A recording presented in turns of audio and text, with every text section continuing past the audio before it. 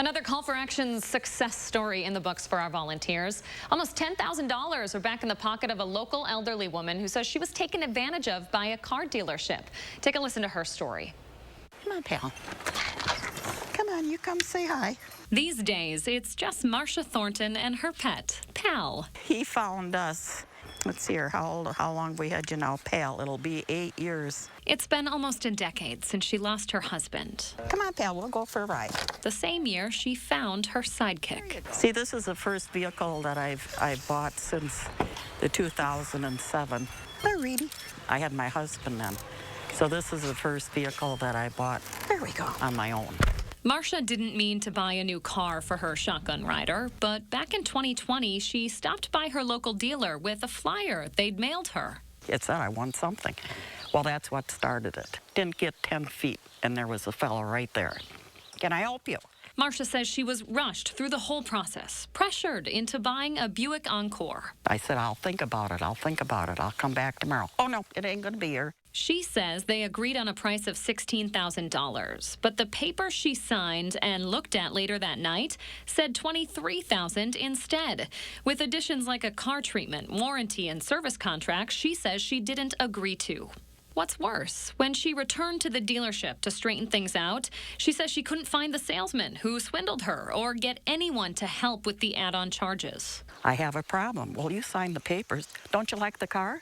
And I said, I like the car, but I'm not satisfied with the price. Well, you signed it. I think the overwhelming number of dealers try to do what's right. They're not trying to sneak anything in, but somebody that's not very sophisticated maybe in the car buying process might gloss over this and not realize that, is this product right for me? When Marcia called for action, we called the Department of Transportation.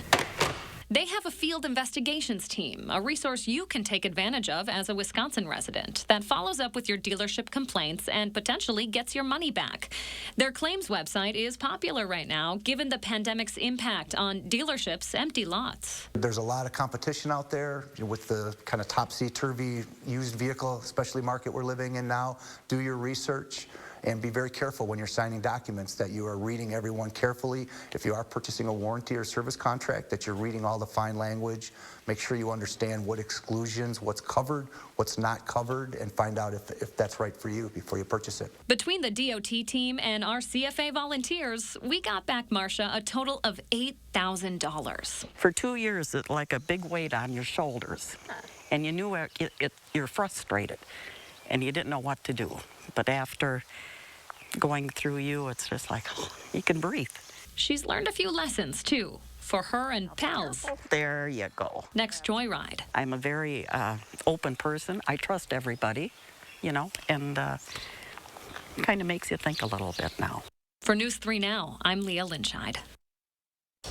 So we aren't naming the dealership in question here because the DOT investigated and didn't find any illegal wrongdoing. A reminder, if you have a call for action that needs solving, our volunteers are here to help and they get results.